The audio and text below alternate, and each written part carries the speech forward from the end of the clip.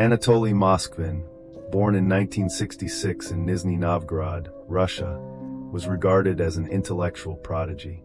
Fluent in 13 languages and deeply passionate about history and linguistics, Moskvin carved out a niche as an expert on cemeteries and burial rituals. For years, he wrote extensively on the topic, contributing articles and even collaborating on research that delved into the ancient and modern practices of burial. However, behind his academic pursuits lay a dark obsession that would shock the world.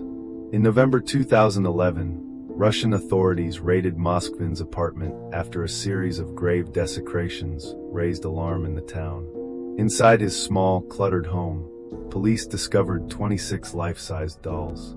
Each of these dolls wore bright, outdated clothing and had faces painted to resemble human features.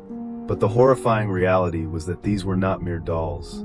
They were the preserved bodies of young girls, aged between 3 and 15, whom Moskvin had exhumed and mummified over nearly a decade.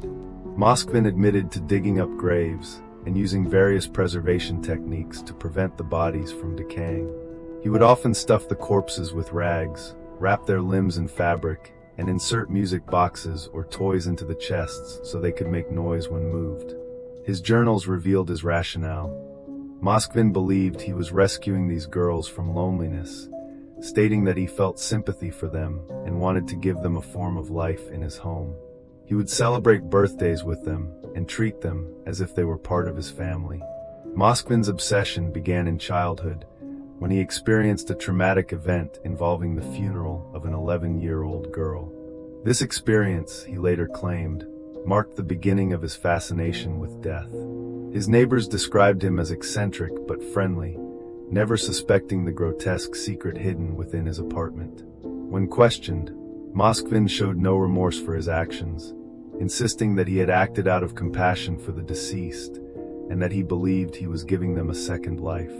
Although he was charged with desecration of graves, Moskvin was declared unfit for trial due to his mental state and was committed to a psychiatric facility. The families of the girls he exhumed were left to grapple with the disturbing knowledge that their loved ones had been taken from their resting places.